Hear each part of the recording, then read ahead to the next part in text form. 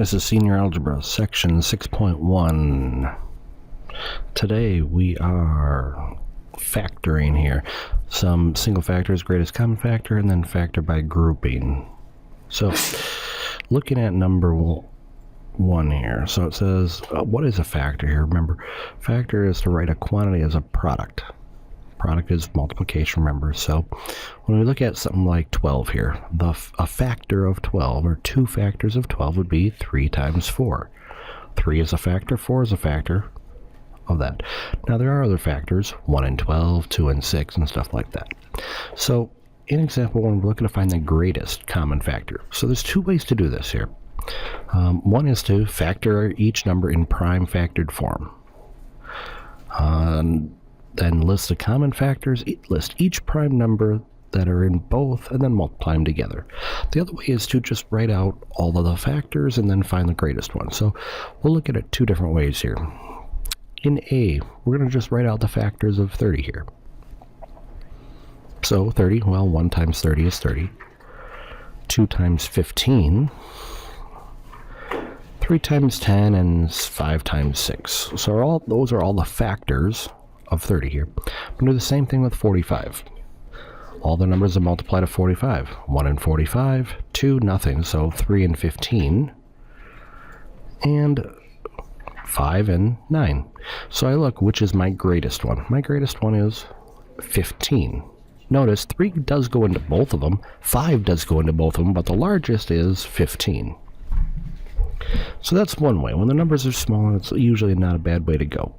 The other way is to break it down into prime numbers here. So when we think about prime numbers, we think about a factor tree here.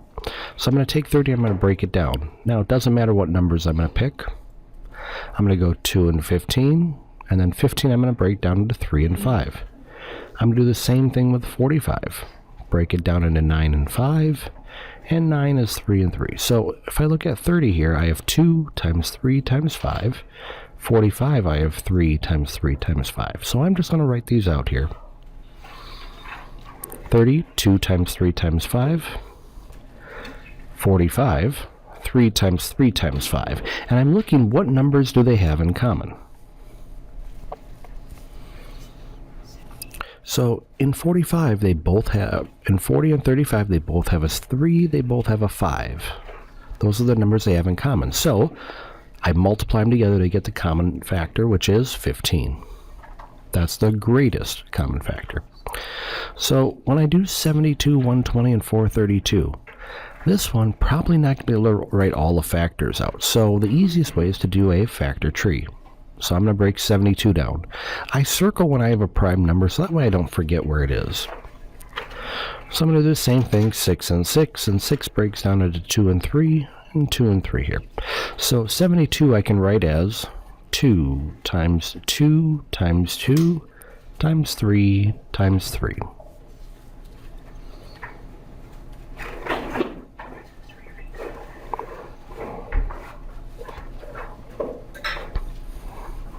And I could write this and simplify it a little bit more, even write it with exponents, and write it as 72 is 2 to the third times 3 squared.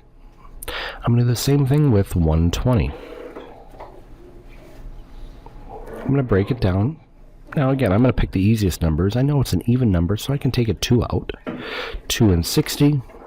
60, well, that's pretty easy to break down into 6 and 10.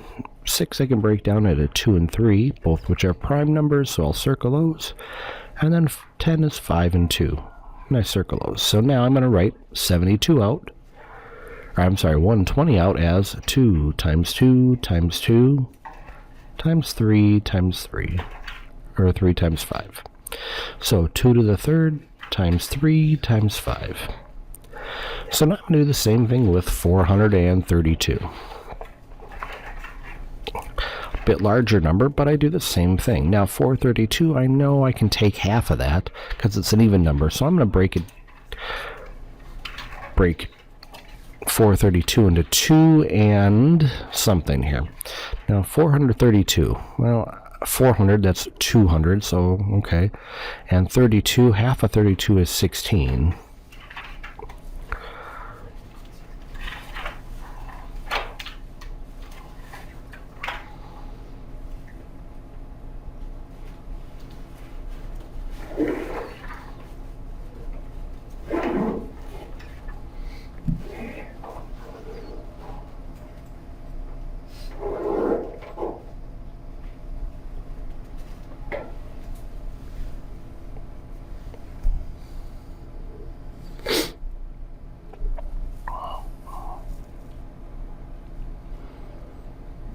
So here's 432 again. 2 and 216.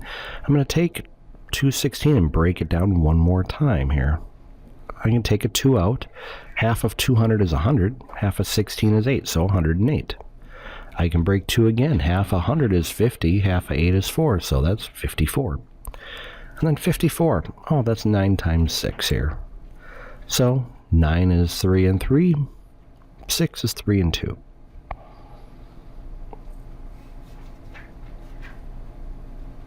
So when I write 432 out, it's going to be 2 times 2 times 2 times 2, and then times 3 times 3 times 3.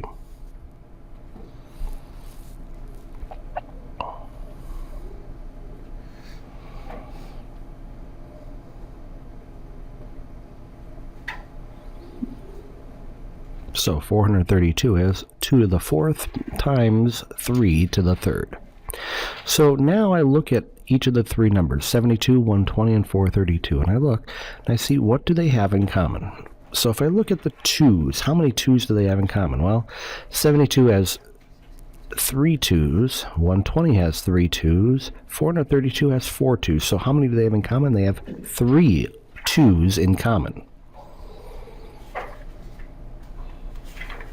So it's going to be 2 to the 3rd power. Now, how many 3's do they have in common? There's 2 in 72. There's 1 in 120. There's 3 in 432. So how many do they have in common? They only have 1 in common. So it's going to be times 3 to the 1st, or just 3. 2 to the 3rd, that's 8. And then 8 times 3 is 24. So the largest number, the greatest factor of all of those numbers is 24.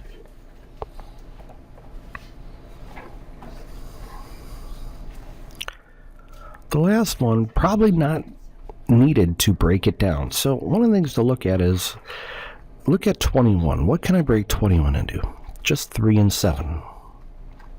So when I look at this, if I can't break it down anymore, I know, well, maybe a 7 would have to go into it, or a 3. So if I look, does a 7 go into 18? Does a 7 go into 24? No. Can't go into 18, so I know 7 is not a factor. So if 7 is, then I try 3. If I look at 3, does 3 go into it? Yes. So now the largest is 3. Now what about the x's? I have 3, and I have 1, and I have 2. So the most I have together is 1 here. Most in common. So it's just going to be 3x.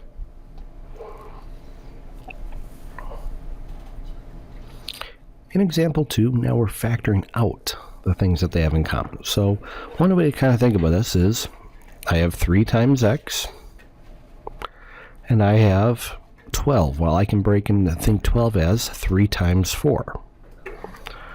Okay, what do each term have in common? They have a 3 in common, so I can pull the 3 out. What do I have left? X plus 4. I could do the same thing with b. I have 5 and x, and then 10 I can break and do 5x and 2, or 2 times 5 times x. Again, what do they have in common? They have a 5 and an x. A 5 and an x. They're in both of them. So I can pull the 5x out. What do I have left? I have an x plus 2.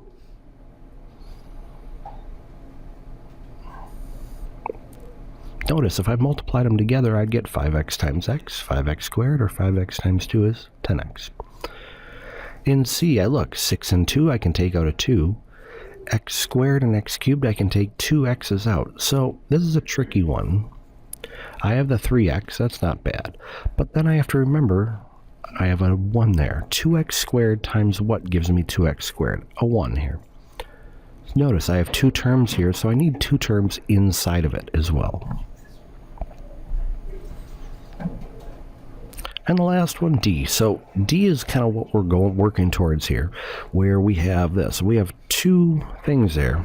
If I look at the first part, x times x plus 3, and 4 times x plus 3. What do they have in common? They have the x plus 3's in common. So I'm going to pull that out. When I pull the x plus 3 out, what do I have left? In the first one, I have an x, and then I have a 4 here. So I have an x left inside and a 4 here. So it's x plus 4. This would be factored then. And as we go on, we're going to look at how we factor certain things. So this process, like in D, is called factor by grouping here. So if we look at factor by grouping, we group the terms together so that each group has a common factor. We factor out within those two groups here, and then we factor the entire polynomial. So if I look at example 3, I'm going to look at my first two terms, x cubed plus 2x squared. I'm going to look, what can I factor out of that? And then I'm going to do the same thing for the second part. 3x plus 6. What can I factor out of each of those? So if I look at the first one here, x cubed plus 2x squared, I can see that they don't have any numbers in common, but they do have two x's in each of them, x squared. So I'm going to pull out an x squared. When I factor out an x squared, I'm going to be left with x plus 2. I'm going to do the same thing with the second one. What can I factor out of 3x and 6? I can pull a 3, so plus 3. And then what do I have left? X plus 2. So now I'm going to pull out the common part, the x plus 2 in each of them. I pull it out, it goes in front. What do I have left? I have an x squared left in that one, and I have a 3 left in that one. So it's x squared plus 3.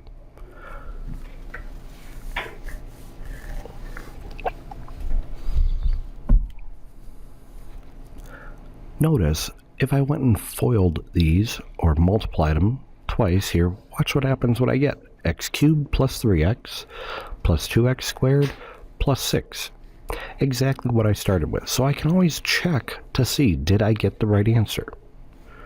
It's one of the benefits of this. I can always check. So I'm going to do the same thing in example 4. Now in example 4, we have x's and y's here. Sometimes it'll be helpful to switch groups around. In this case, if I look 2x squared and 10x, what can I take out? Well, I can take out a 2x. What do I have left? X minus 5. If I look at the next one, I can take out a 3 and a y. So I take plus 3y, I take out, and I have x minus 5 left. So again, I look, what do I have in common? I have an x minus 5 in common, so I'm going to pull that out. What am I left with? 2x plus 3y. In B, I'm going to look, so I have 2x or 10x squared and 12 minus 12y. So in this one, what can I take out? Okay, I can take out a 2 here. I can't take any variables out, so I have 5x squared minus 6y. So looking at this, what can I take out of 15 and 8? Nothing. Remember, the key is this. I have to have two things that are the same here. So sometimes it helps to group them together, to change the way that they're ordered here. So if I look, I have a 10x squared. Well, I'm going to group my x's together here. So I'm going to write this a little bit differently. I'm going to write 10x squared plus 15x. And then I'm going to write the other two terms, minus 12y minus 8xy. So if I look, now if I try the grouping again, I can take out a 5x. I have 2x plus 3 left. Now in the second one, if I wanted a positive 2x plus 3 inside, okay, look, I have negatives here. So I'm going to have to pull out a negative as well. So if I pull a negative 4 out of each of these, and a y as well, this can become a little bit tricky. Negative 4y times what gives me a negative 12y? Well, a negative times a positive is a negative, so that's going to be just 3. Negative 4y times what is a negative 8, so that's going to be a 2x. Now notice here, I have 2x plus 3 and 3 plus 2x. Are those the same things? Yes. Okay, even though they're written a little bit differently, they're the same. So I'm going to pull that out. 2x plus 3. What do I have left? I have a 5x and a minus 4y. Now notice here, let's say I chose a different grouping here. Let's say I tried to group them a little bit differently. Okay, let's see what would happen there.